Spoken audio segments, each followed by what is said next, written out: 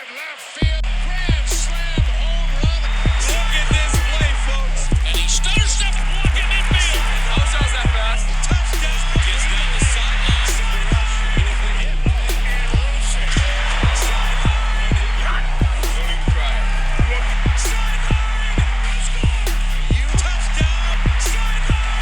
Hits it off on the slide. Home run. Touchdown. He scores. And I'm Reuben here with Sideline Sports, straight from Legends Podcasting Studio, giving you the sports that matter. Let's start off with the NFL. We're going to go over our first game we had on Thursday, Lions versus Kansas City Chiefs. And I've been saying for a long time, the Kansas City Chiefs are dependent on Andy Reid. It's not a Patrick Mahomes team. Sure, the league is trying to push him as a front man, but if you believe all the propaganda they're going to sell you, then I don't even know what to tell you. But Andy Reid won in Philadelphia. If you remember, McNabb was the quarterback they had there. They got to the championship game over and over and over again. Unfortunately, they had people like Tara Owens drop the ball. Westbrook sometimes didn't seem to make it, but they were always a great, great team. And then when they went to Kansas City, they won with Alex Smith. And then Alex Smith got replaced by Patrick Mahomes. The offensive coordinator now is at Washington and winning over there. And I don't know if you know this, but when Travis Kelce's on the field, 90% of the production pertains to be when Travis Kelce is on the field with Kansas City. When Travis Kelce is not on the field, they only get 10% of all production. They need Travis Kelce on the field, especially with Patrick Mahomes being a low 60% completion ratio quarterback. You really need a tight end to make a block or be close to make a close distance throw, and a big guy to break a tackle to get you 2 or 3 extra yards. The Lions won with Jared Goff. Who would have thought that would have happened, but that's the way it goes. Jared Goff's really turning out some good numbers, and sometimes it just takes a good game plan to outbeat the other game plan and depend on the other receiver to have guys drop passes and throw low percentage raters. Then we're going through the Panthers. Young, not ready, too small. Even the Falcons. Both these teams did not look well put together. This is supposed to be 2 NFL teams. I believe the whole production of both these teams were dependent on playing each other. I think if they played anybody else, they would probably be close to 0, or the score would be significantly bigger than the Falcons beating the Panthers 24-10. Both quarterbacks did not look good. Texans versus Ravens. I've said this many times. The Texans shouldn't be allowed to be in the NFL. There needs to be a soccer system. You want to talk about a minor league system of teams? That's how it should be. If you guys are losing, you don't get first round draft pick. You are out of the league. You're going to drop out of the league. So it's dependent on these teams to win, to be successful, or you're going to be in the next lower level league. And if you're going to dominate there, then you get to go up. But you get to continue your career playing the sport you love rather than a practice team. The practice team could be the lower league. You know what I mean? Just got to change the name. But Texans, gone. Cincinnati, what's up, Joe Burrows? Is it an injury problem? Is it like when Derek Carr got injury, you get a little scared? What's going on? What's wrong with that team? You have all the parts, all these players. 3 points, and Deshaun Watson, first game back, beat you. The Browns of all teams. 24-3, Browns over the Bengals. Jaguars look decent. The Colts running quarterback trying to be a running back. You can't, in the NFL, run like that. That's for about up to college. After college, hang up the track shoes. Time to start throwing that ball. If you be running, run out of bounds. He lit up pretty hard. And the Jaguars look halfway decent. Jaguars beat the Colts 31-21. Buccaneers over the Vikings. Both teams look a little rusty, I'd say. Baker Mayfield, he did what he needs to do to win the game. He's always in the fight. He's trying to win, and he was there.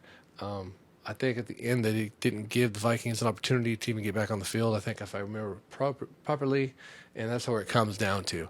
So Bucks over Vikings, they're going to be dependent on weak teams. Titans. I don't think the score of 16-15 really showed what was on the field. I think a lot of these teams are just really rusty. They need to get things together. And I was talking about my kid, earlier podcast, his high school football team. His first week, they were really rusty. And now they got things rolling. They're just going to hopefully charge through and keep things together. And I think a lot of other teams are the same way too. So now it's getting a big battle. But yeah, Saints over Titans, 16-15. What a tight one. All the hype over the Steelers. First, since Bill Cowher left, Mike Tomlin has been riding on the coattails. Players, system, and everything. Now we're like 10 years away from that. It is obvious. We are 10 years away from that. You know, that Bill Cowher team, you know, starting with the Cordell Stewart as a slash, the Ben Roethlisberger, and they had the other guy between there with the beard, O'Donnell, I think his name was. You know what I mean? That time is gone. And the 49ers smashed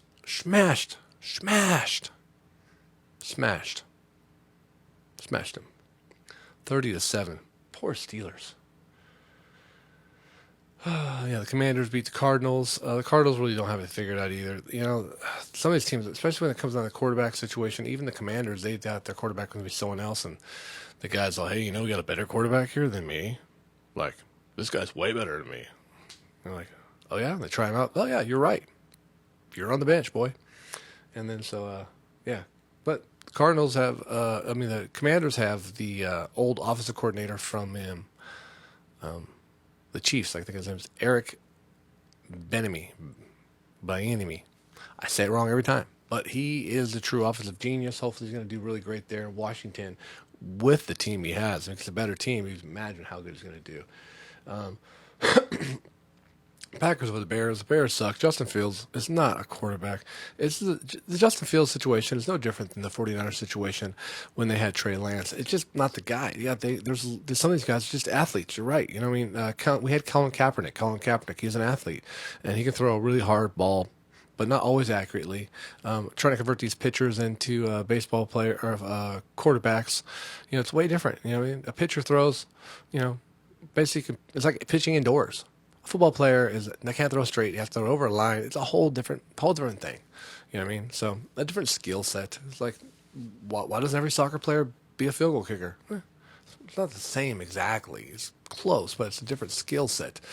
So yeah. Anyways, yeah. Packers suck, but they still turn out. I say Love's doing a little bit better than I thought he would. Bears are terrible. Raiders over Broncos. Raiders had a couple passes bounce off to interceptions and little mistakes going on. Typical Raider situation. Broncos still got a work in progress. Also, rusty week, but I think Garoppolo is going to look really good back there. He just can't get hit a bunch. He took one hit and they made him actually go to the sideline. You can tell he's like popped right up. He's like, really, am I hurt again? I didn't make it through one game? Can you make it through one game? Yeah, I like Garoppolo, but he's never made it through one high school season, let alone an NFL season or any other season. He's never made it through a full season. So I'd like to see him make it through the completion of the season, however it ends. Hopefully not by him getting hurt. Hopefully he makes it. But yeah, Raiders with the Broncos. Let's go Vegas there. San Diego. Come on, bro.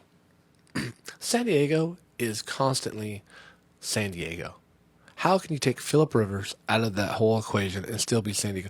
Like one week, oh yeah, this is going to be the Super Bowl team. The next week, this team's terrible. This team's who are they even? They know what they're playing. Did they put the wrong jerseys on? Did they have the wrong contacts on? What is going on? Like they just did that in that game right there. They had opportunities to win, and then they still found a way to lose. You know, I don't know if it's a coach at this time, but San Diego just has this curse. I mean, it's not even San Diego. It's Los Angeles Chargers. This is see, I'm taking the curse with you. Los Angeles Chargers, San Diego. See? I guess I'm dead naming them. There goes my show. Anyway, sideline sports. It was fun while it lasted. Yeah, Dolphins over Chargers. Like I said, Tyreek Hill is the guy. Basically, you say, ready, Tyreek?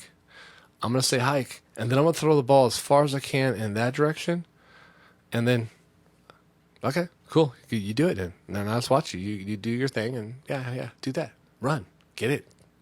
Get the ball. And that's what happened. He, man, went and got the ball, scored a touchdown, and was like, runs like 23, 24 miles per hour. No one's catching him. You know what I mean? Goodness gracious. He's just robbed people. No one's catching him. Eagles over the Patriots. Jalen Hurts is the guy. The Patriots still trying to figure out. I don't know if they're trying to figure out their quarterback situation. All these teams are trying to figure out the quarterback situation. It's a transition. We're going to see tonight how Josh Allen does starting his year off, and then how. Do you notice? Like I've been looking at Aaron Rodgers. He looks like if you got a kid and put like a adult sized helmet on him. Like his head's like real skinny, and like his head bounces around like a bell. Like I'm looking at him like, you got the right helmet on? Is that your lineman's helmet? What is going on? Man, I don't know. Microdosing or something. But yeah, I'm still a big fan of Jalen Hurts. I think the Eagles are going to be close. Too bad the Niners are going to be too good this year and defeat them for sure. Rams over Seahawks. Once again, the Seahawks are, they had a couple good plays and some really good accuracy with Geno Smith, but I think that time has come to an end also. So, Rams won 30-13 over the Seahawks. I think the Seahawks after this year, if they don't get rid of the coach, they're definitely not keeping the quarterback. But I think they're going to go for a complete rebuild after this. They're going to try to find a coach who wants to take over Seattle. What college coach is ready? Welcome to Seattle. And Cowboys over the Giants. Man, the Giants, it was a wet game. But the Giants couldn't get anything.